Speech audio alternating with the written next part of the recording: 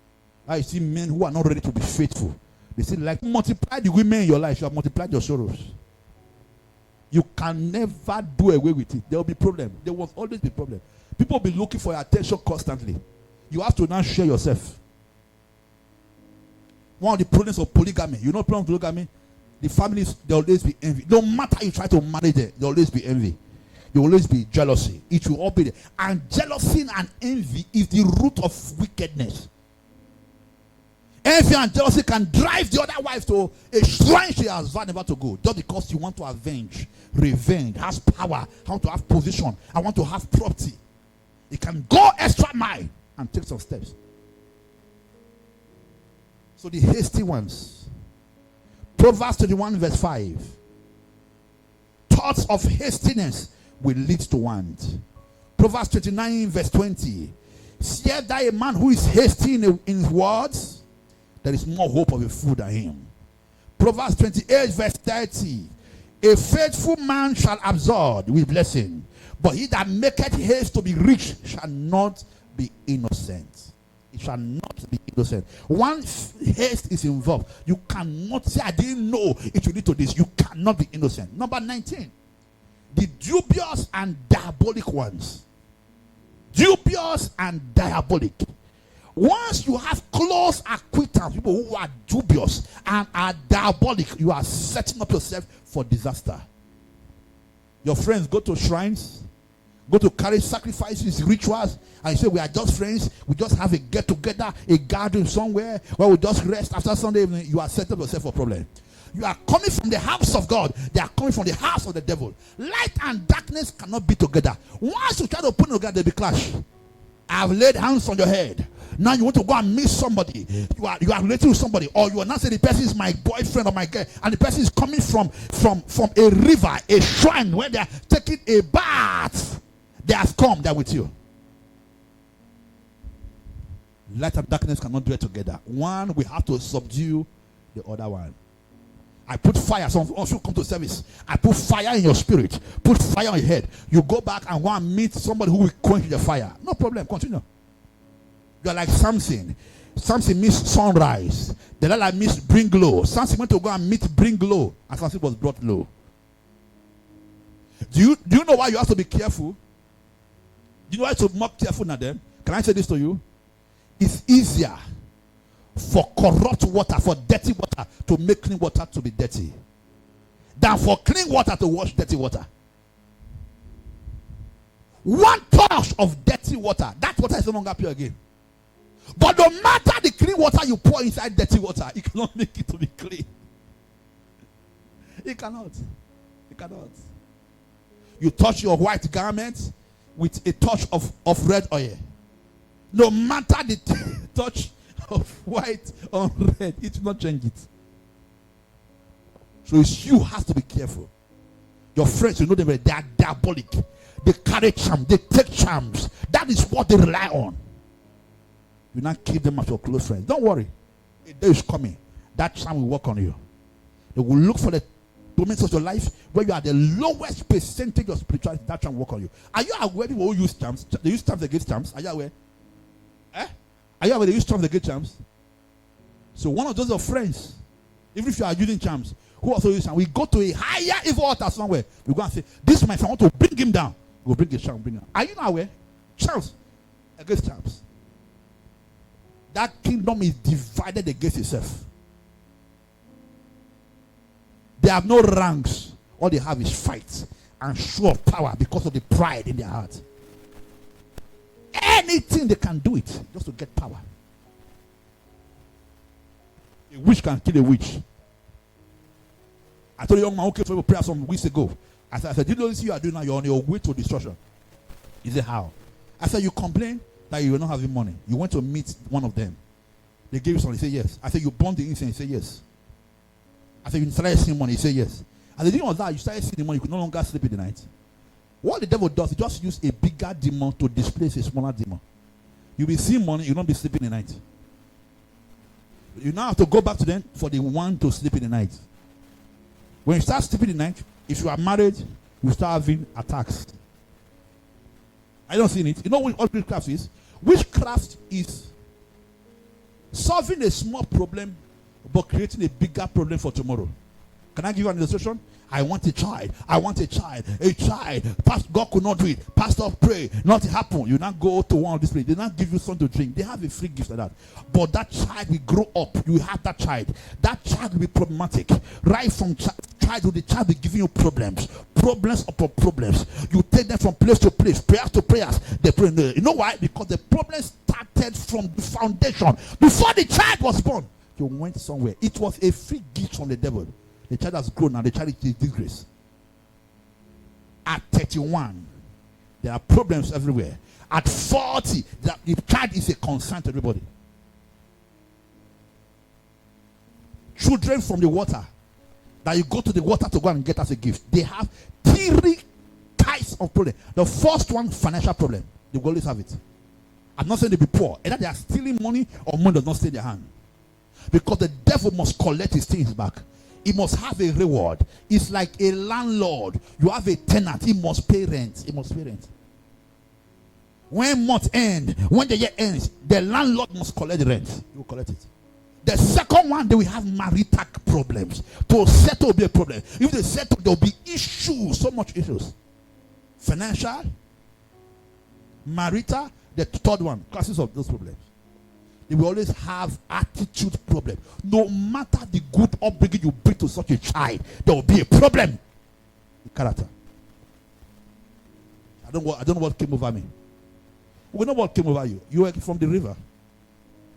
Your parents took you from the river. That's what came over you. That you don't know what came over you. Are we still in church? Number what now? Quickly. Huh? Okay, number 14, dubious and diabolic. 1 Corinthians 15, verse 33. Quickly. Be not deceived. Evil communication corrupts good manners. Let's move to verse number what now? I thought I just finished number 19. That was 18. Okay, let's move to number 19. Empty heads. Don't keep people around you who are empty heads. Number 19. Don't keep them around you. People who are empty heads. Because they can easily be filled with evil seeds. Listen to me carefully. Vacuum is very dangerous. Vacuum. Very dangerous. Vacuum. Vacuum is dangerous. Can I show the danger of vacuum? When somebody has an empty head, there is nothing inside. So what are you saying? I'm not saying anything. Number one, it means the person is neither here nor there. And when you are neither here nor there, it's very easy for evil to take over such a person. Matthew chapter 12 verse 43. Jesus Christ was speaking in Matthew 12 verse 43. It's when you cast out an evil spirit from a man, he will leave the man and go to the desert and be moving around. And when he cannot settle, listen to me everybody, when he cannot settle, that evil spirit will come back to the house where he left before and check, is this house occupied? When he gets to it, the house is clean and empty. He will not just enter, he will go back and look for 7 stronger demons. Come and enter the house. Vacuum is very dangerous. I have seen people who have prayed deliverance for. After deliverance, they don't read the word of God, they don't pray. So when they come back later, their first stage will be better than their last stage. People like that, they come, they only like to enjoy our deliverance services. When they leave deliverance service, they go back to churches whereby they don't believe in deliverance, whereby they talk against deliverance, whereby the pastor is just a smooth talker, very eloquent, but just a smooth talker. The kingdom of God is not in words, it's in wisdom to tell them the church where you receive your deliverance, stay there. They know, they're not still. But if it was me as a wise person, the place where I receive my deliverance is where I will stay. Because that means the person can protect me. He will never allow them to enter into me. Before they come, he will drive them out. Number what now? Huh? Someone say 21, someone say 20, someone say 19. This class that we are in. This class that we are we 21, Dicky? Okay, check your book. So, number 1, your friend should not be the friend of what? Yes.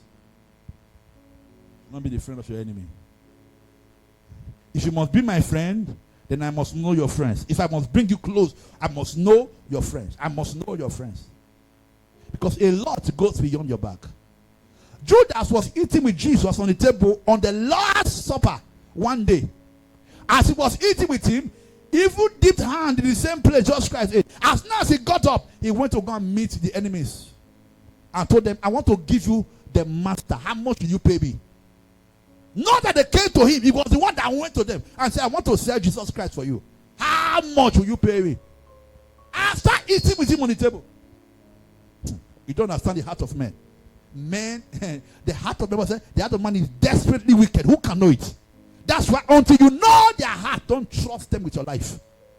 Forget the talk, forget the look, forget the promises, forget it. I've told you before, people have made several promises, they didn't keep them.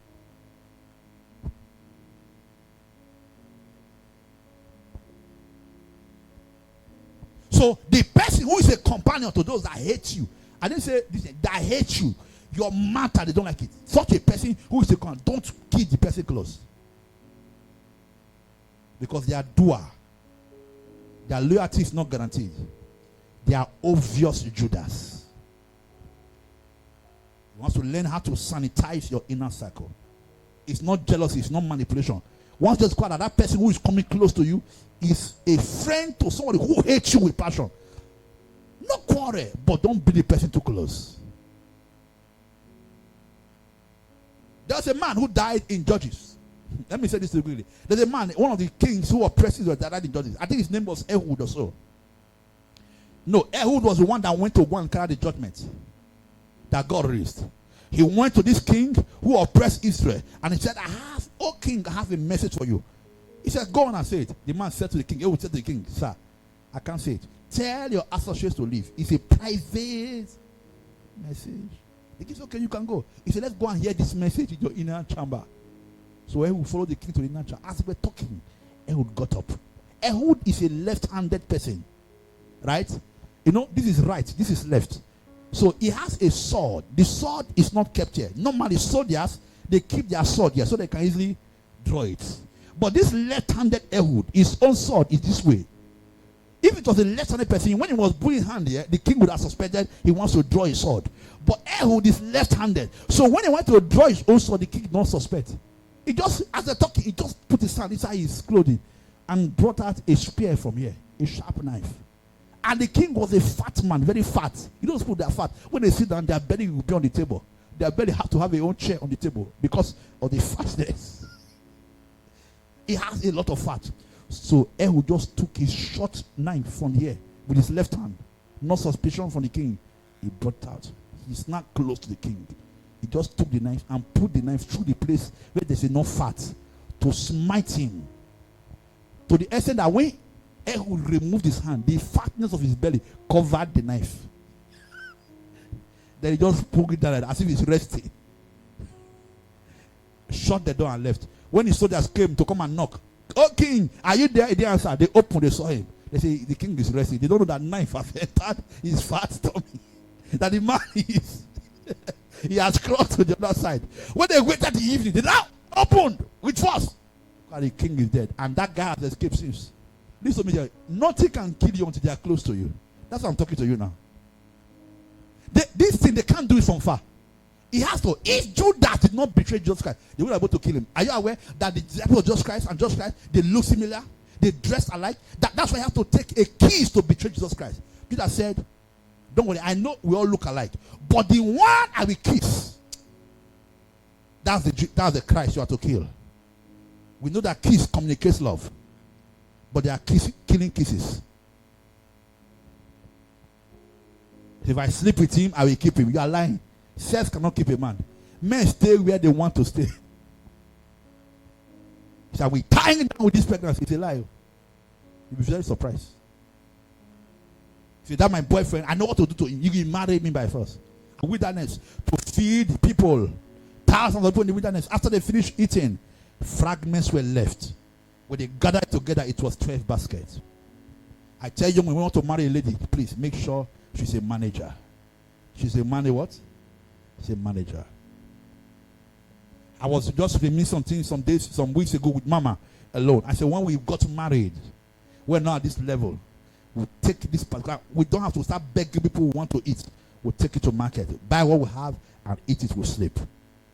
We started at it today. We instill that discipline in my children. I said, you must not eat meat today. It's not compulsory.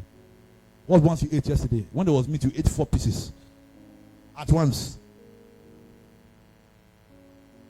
Avoid waste. People who avoid waste can plan for you. Once money comes, just to throw. Today you do a birthday party with 500,000. The next day you are begging for Gary. You like waste. You like waste too much. Christmas came. You had a lot of meat to eat. You couldn't spare one for tomorrow.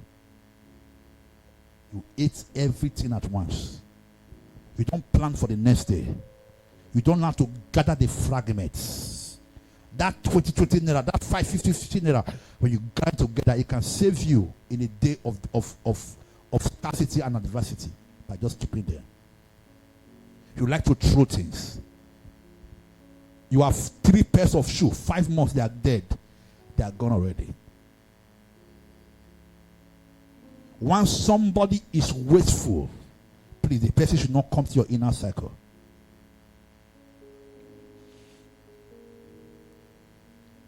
You say the rice now, not be small, just remember to throw up. Really? You say, hey, just small thing, and the soup was almost finishing. I just let me throw it away. That one is a wasteful wifeful material. People who are wasteful are dangerous. You know why? Once somebody is inefficient with resources, they cannot manage your affairs properly. Once they are inefficient in holding resources, physical resources, time, material resources, all your efforts, they are very dangerous. Let nothing be lost. You know, a lot of us think that when we have money, listen to me carefully. When we have money, our additional property is that we have a lot to throw. That's why people become rich, the next day they are broke. I've sat down to watch and listen to great men you can mention in Nigeria who are stupendously rich, multi-billionaires. One of them recently, I studied this, a particular lifestyle. It's called everything has a budget. Everything has what? A multi-billionaire in this country. Everything. He said he has budget for diesel. Even diesel. So it will not just on generator around 24 hours. Once the budget for diesel finishes, nobody owns generator. If there's no NEPA, you stay like that. A multi-billionaire. God just bless you with 1 million. That's why they're wasting it. 1 million. No budget. I told my son one day in church, he's hearing me now. He will smile. I said, how much for so and so you want to go and buy for me? He said, doesn't know. I said, how much you buy? He said, doesn't know. Well, just tell him to feel it. I said, no. They put meter there, scale there. So know the what? Once in a while, take your phone, your alert, check it whether it corresponds with what you want to spend on. Because, listen to me carefully, where your resources are going, that's where you're going. That's where your life is going. If you don't do birthday party this year, you will not die. You will not die. Gather that money, start a business. You won't die. There must be a cake. There will be 3 bottles of Chamdor, 4 bottles of Eva. I must do money bouquet. You must it. I must buy a dress. You must it. You are not a child. You are not a child. I look at some ladies. They are not married. They are 35 years, 45 years. All they are crying for is birthday party. They will not even do birthday party in their father's house. What is this? You not throw party. You not cook food. You not wear 3 kinds of clothes that day. They do Photoshop, video coverage, and I shit on the internet. I say, what is this one? Agbaya. Are you not ashamed? Face your life. I'm not saying because you're married, but you don't have a consciousness that there's on that future.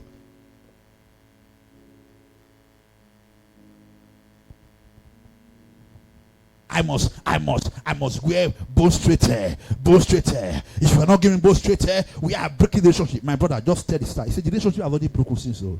You don't think when you break. Don't be now. He said, you are heartless. He said, now if you are the one that is heartful, you go. Carry your heartfulness and go. Once you are dating a girl, you are a brother, and the girl start threatening you. My birthday is coming, my matric is coming. What are you doing for me? What are you doing for me? You must buy me this one. You say, but no longer in the relationship. He says, it's when? He says, since.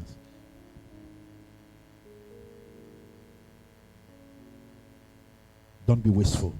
If anybody is wasteful around you, don't keep the person close. Don't keep the person close. Once you have money, all they are on is buy. Just you have to buy this, you have to buy. This is you are buying and not for business. They're not business too. They're not advancing. Just to buy. If you have money, go ahead. But when you are still starting life, there's some things you should not put your hand. Just let them go. Let them go. I told you of a woman whom supported his husband with money when he was building his house. So much money. He was getting the money from the husband. But what happened? When the husband brings 20,000 for market, he remove 5K. Not to go and buy clothes. Remove 5K, keep it, save it. One day the man needed money. Seriously. Not so much. I can 200, 300. Surprise the wife. He says, the money I'll be given to me. This is my savings from that money. Some women, they will remove 10, 20,000 for market, remove 8,000 for themselves. That 8K for that December meeting wrapper. I must buy it. Everybody's buying it. You are wasteful. You are wasteful. You have to start that, sister. Not every money that enters your hand, you must finish. You must reserve some. You must reserve some. Because a day is coming. That day will always come where that money will be needed to save the situation. Never spend everything. Don't be wasteful. You get to your kitchen. Your kitchen is littered with food you ate, you didn't finish, and they spent the next day with that woman. They get spoiled straight away. One thing, ask about that, I hate waste. Once I enter my kitchen, I see waste, I become angry.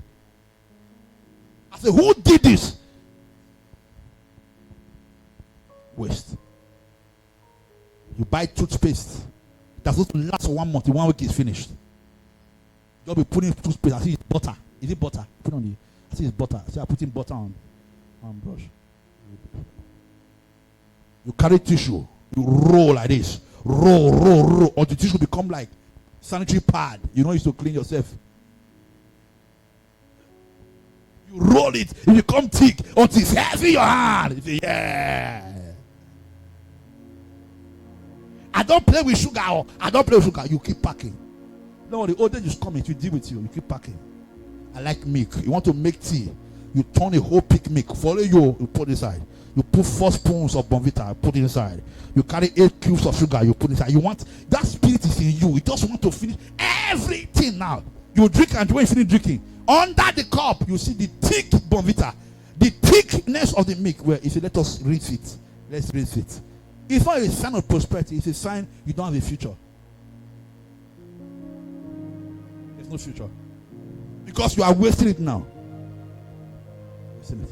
It's not prosperity. See, when I just have money now, I just go and buy pack 5 Alive. I buy turkey. I just fry it. I just start up to carry. If I finish spending this thing now, what will be left for meaningful advancement? You say, no, just enjoy yourself. Forget about tomorrow. See, tomorrow must come. Oh. Can I say this to you? Tomorrow is not yours. Nobody is rich enough to buy yesterday. Nobody is rich enough to buy yesterday. But if you hustle enough today, you can buy tomorrow. Stand to your feet.